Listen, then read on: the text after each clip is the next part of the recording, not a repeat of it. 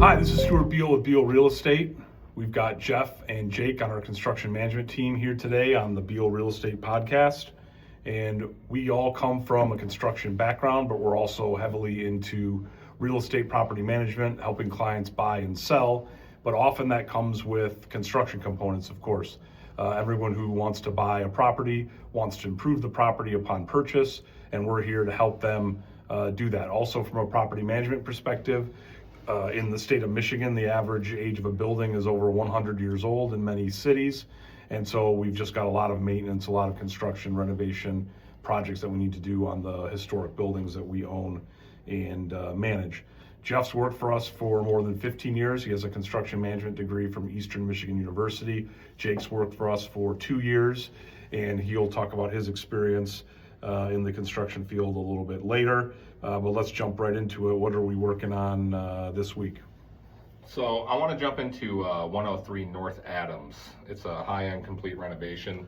And my first question is for you, Stuart. I just want to know why would you want to renovate this space so elegantly versus like a normal quick turn? Yeah, so that apartment was in a building that we intend to own forever.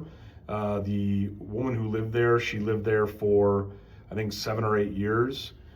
She started out at a $600 a month rental rate, and then as she progressed, about 3% a year, 5% a year, she was paying about $800 6 or 7 years later.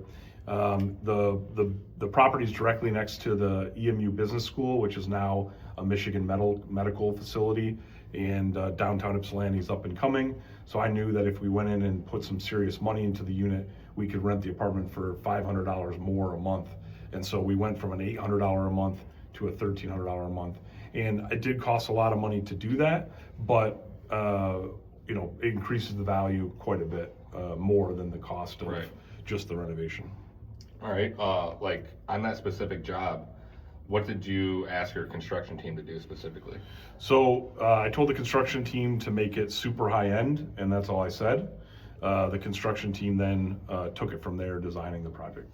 So that would lead me to you, Jeff. How do you come up with these proposed scopes of work when he gives you just a one-liner like that? Yeah, so I visited the property for the first time while it was still occupied by the current tenant, with the tenant anticipating on moving out. And what I saw was a super small unit. There is no space for a dining room table. There's no space to sit down and eat. There's no dishwasher. The kitchen cabinets were falling apart. It had a really old school tile, like square 4x4 tile countertop that was falling apart.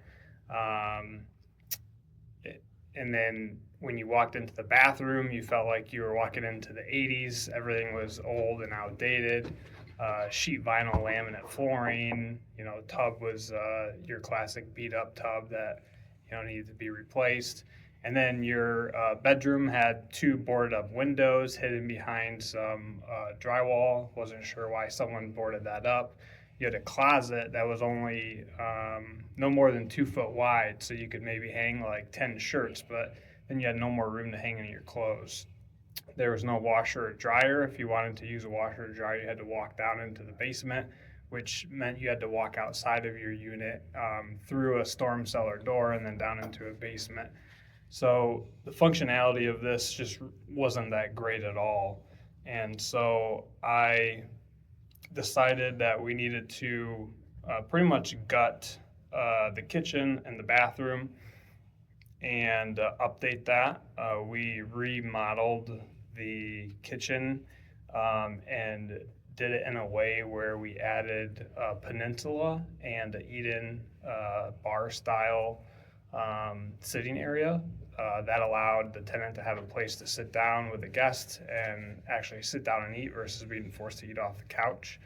I noticed that the counter space was lacking, and the counter space that was there was filled up by things like pots and pans and microwave.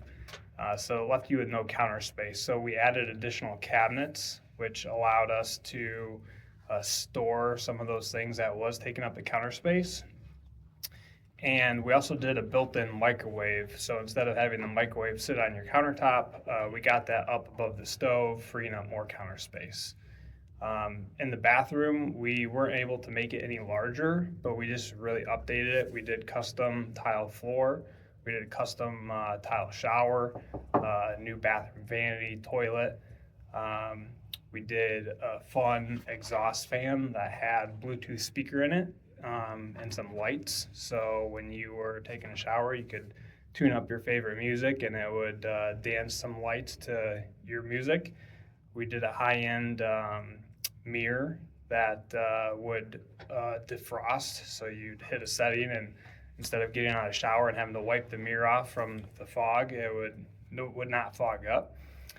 So did some fun features in there. And then there was a small closet that was off of the hallway that wasn't of great use. And so what we ended up doing is we busted out a big hole in the wall between the bedroom and the hallway, and we were able to make a small walk-in closet. And it was big enough to actually fit a stackable washer and dryer in it, which gave the tenant private washer and dryer in their unit, so they no longer had to go downstairs into the basement.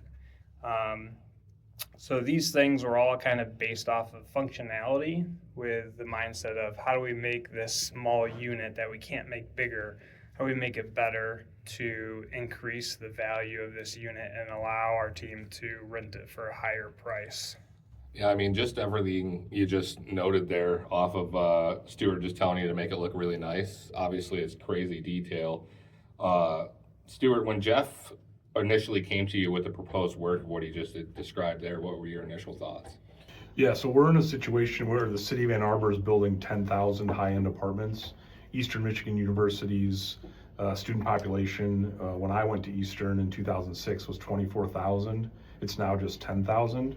All this means, all that means is that there's going to be less renters to rent in these historic buildings. And so we need to, over time, get our historic buildings to compete with the neighboring landlords and also what's going on in Ann Arbor. So not only do we need to make them nicer, but we want to rent them faster. And so, we've got a lot of experience. A unit that's old and tired is going to sit for a long time no matter what price you charge. And if you make it super nice, you can charge whatever price you want. Right. So that's what we're going to be doing with a lot of our units as they turn over.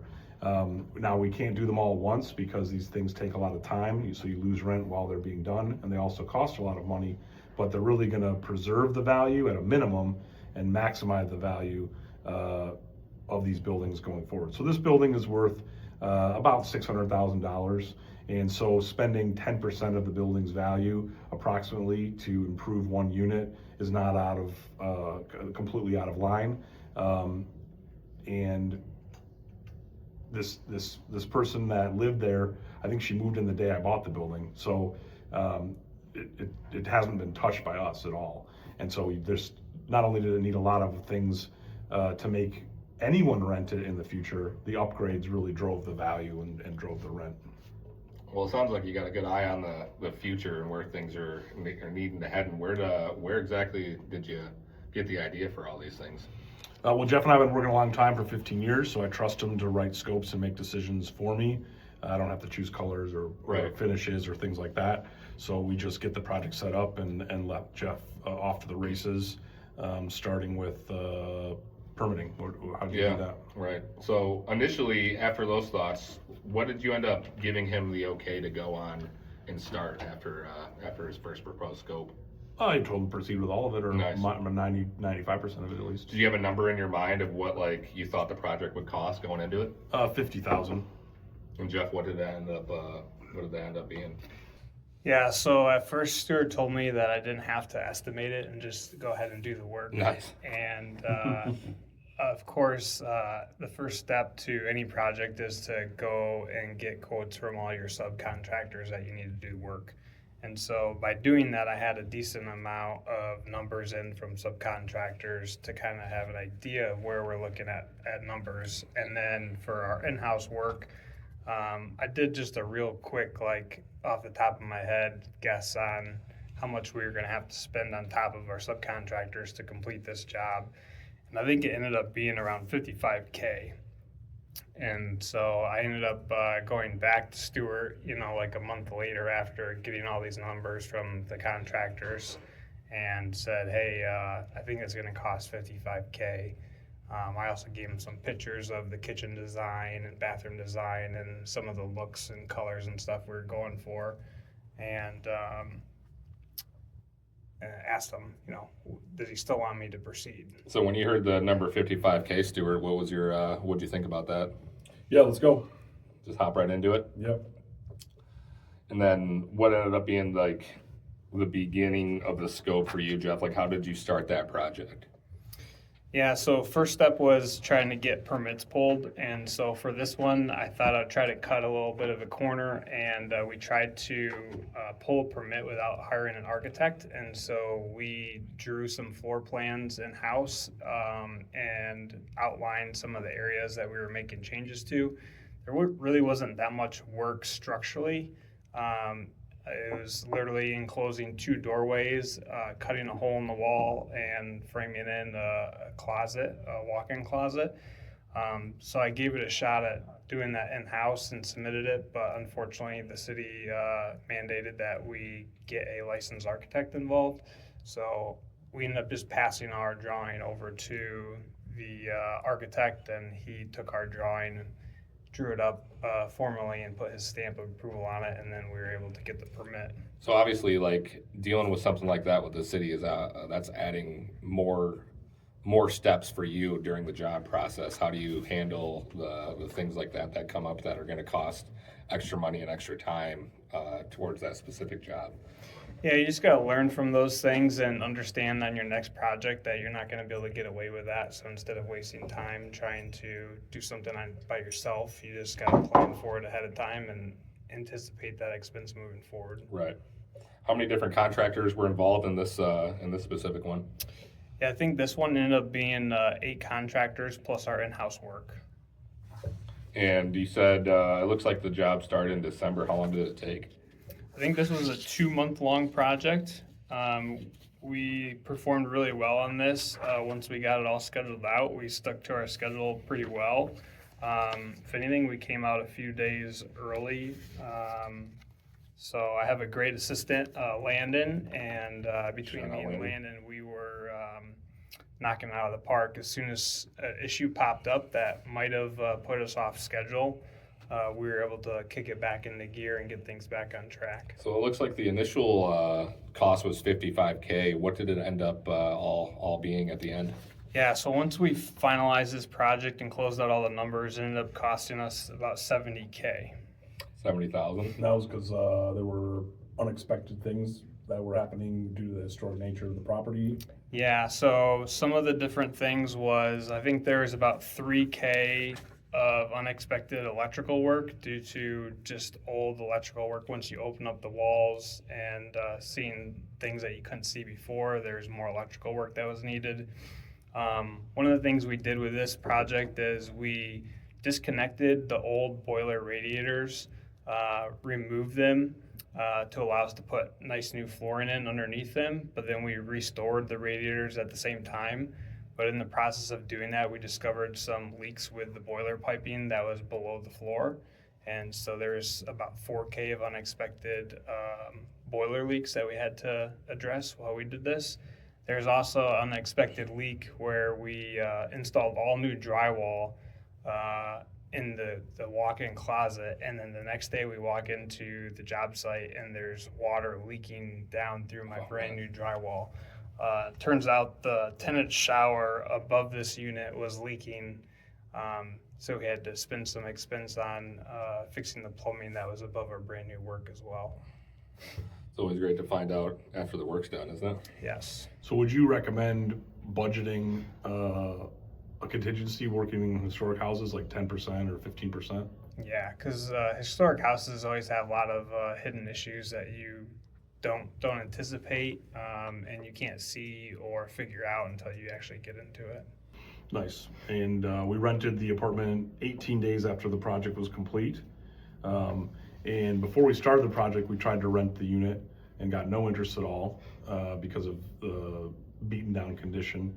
And then once we had it looking good, it took 18 days to rent to a woman with a 700 plus credit score, steady income, and I think she had a co-signer to boot. So that was. Well, that it was sounds great. like before the renovations, you were renting it for $800 to $900. What did it come out to after the renovation? Yeah, I think it was about 800, and then we rented it either 1250 or 1300.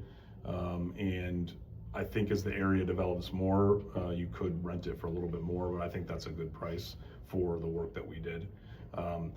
In Beal Properties, you can rent a one bedroom for as little as 800, as much as 1500, depending on the size, the quality, the location. So this building has multiple units in it. Just off the $70,000 renovation of this project, like going into it, you said just go for it, jump into it. You didn't need to see an estimate. When you first walked into the renovation when it was done, what were your initial thoughts? It was really sweet. Yeah, it was really nice. Yeah, I mean the finishes were really good. The work was really good.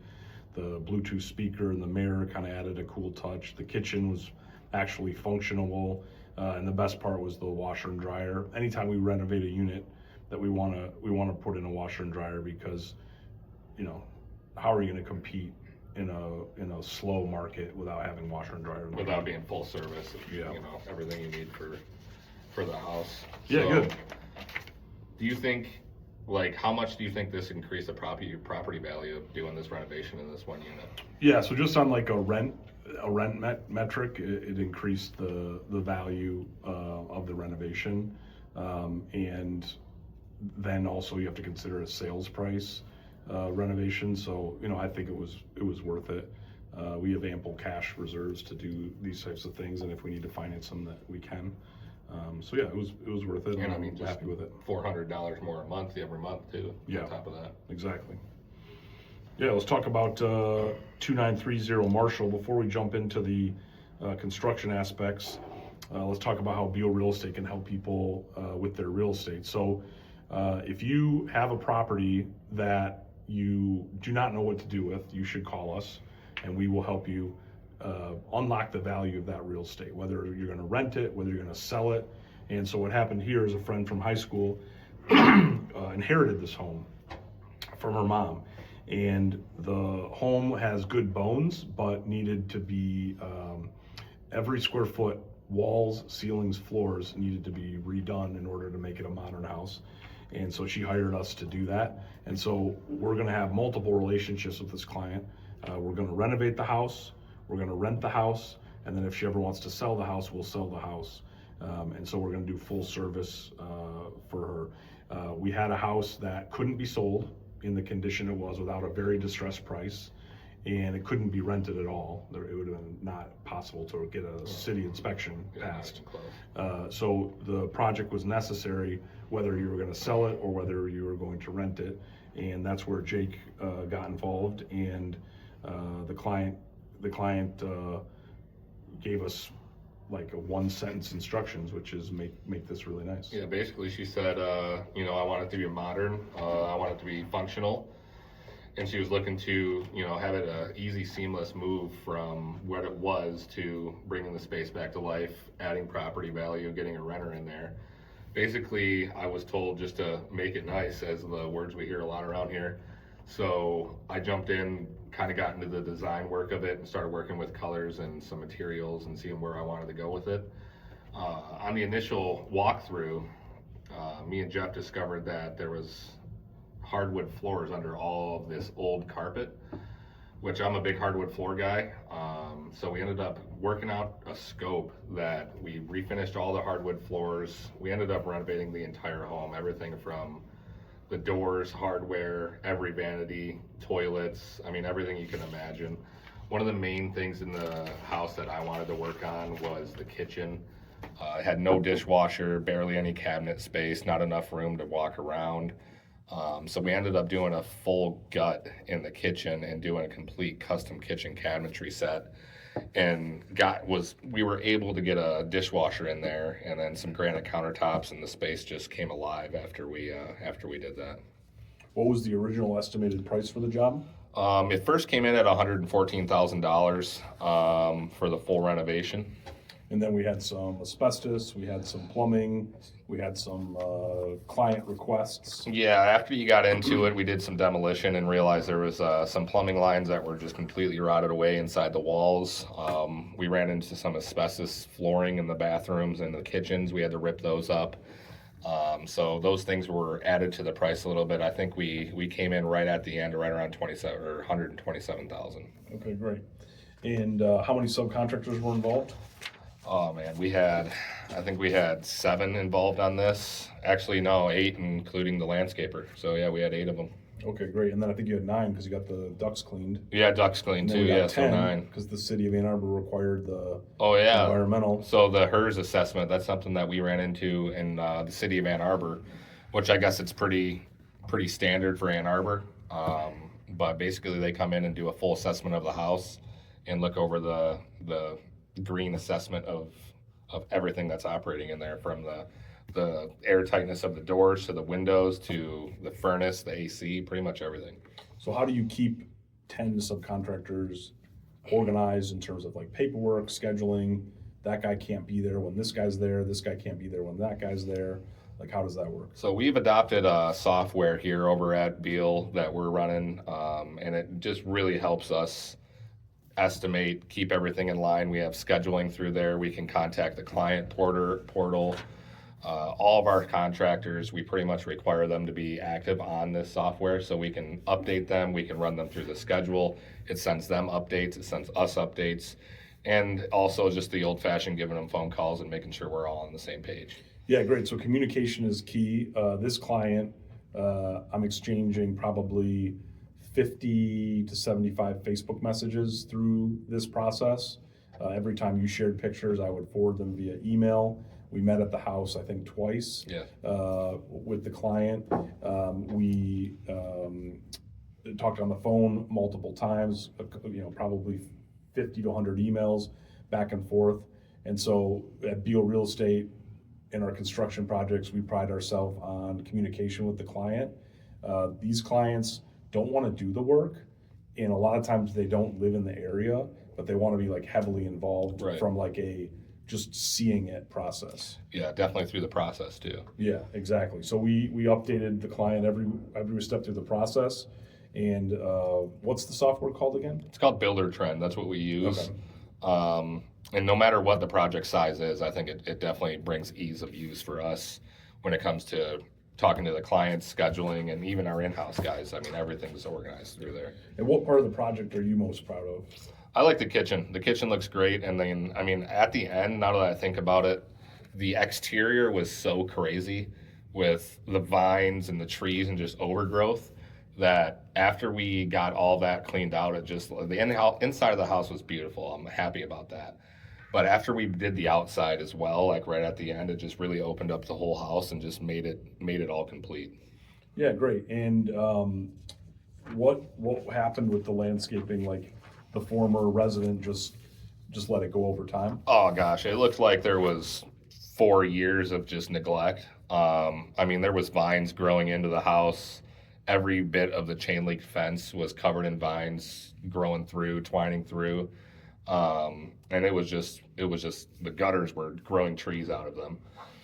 So basically everything from the exterior point, we trimmed down a 30-yard dumpster worth of waste out of that house. Okay, good. And at Beal Real Estate, we require our single-family home residents to handle the lawn mowing, the landscaping, the mulching, the trimming, the gutter cleaning, and the snow removal, but we want to give the resident the home in the condition we expect them to maintain it in. Right. So it's really important to make the landscaping really good. How did you handle change orders from like an official documentation standpoint? I know we like emailed the client, but like, is there a process where you're issuing official change orders? Right, so with the change orders, and we did have a few on this job, basically once you come across something, you obviously document it and you're gonna get it back to the office. We're gonna hop right on the Builder Trend, and then we're gonna throw in pictures of exactly the situation that we have. So it's very visual to the client when we produce this change order.